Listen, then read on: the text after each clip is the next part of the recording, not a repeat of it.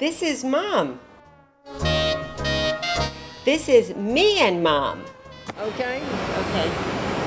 Talk to you when you get home? Yes. This is the story of the transformation of our relationship, from Mommy Dearest to my dear Mom, from wishing her dead to being close friends. Did you ever see the Buffalo Nickels? She has commented. Yeah.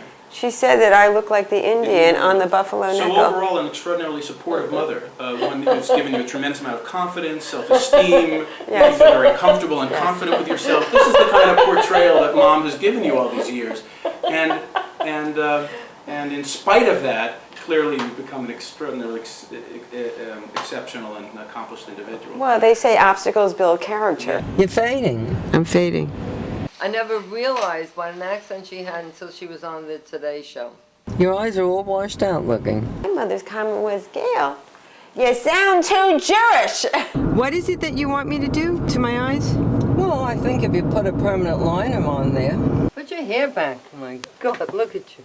And if I didn't love you, I wouldn't say anything. So she now, loves how do you get so much. She loved me so much that in my early years, I was convinced I was adopted. Do you think that you were a loving, devoted mother to me in my youth? It seems like you're always angry at me, that all your anger came out to me. Why do you think you never got married? Good question. Perhaps I have trust issues? I lived in fear of my mother's punishment and had constant headaches and dizzy spells.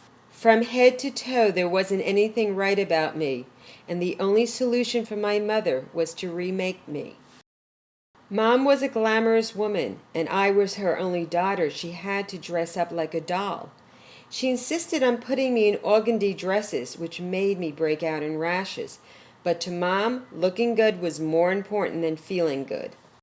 I was a slow developer, and around adolescence, I began to grow one bump instead of two. I remember when I was 12, my mother kept saying that if my nose didn't stop growing, I would need a nose job. So I did begin to wonder what was growing out of the middle of my face. Look how cute you are now. The little nose that didn't start to grow yet.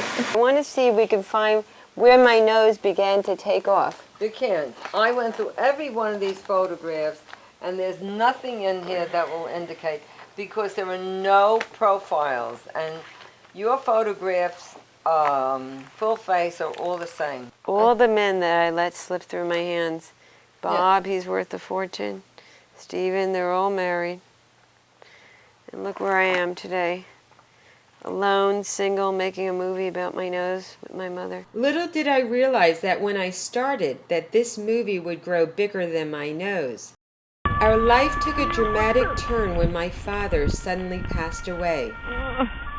My mother had never been alone before. Thank you for being my dad. The death of my father was the birth of my relationship with my mother. I was invited to Europe with a movie of mine, and my mother said, I'll join you. For the first time in our lives, we were going to travel together alone. We're bootlegging the booze. We're not paying for it. We're landing at Berlin.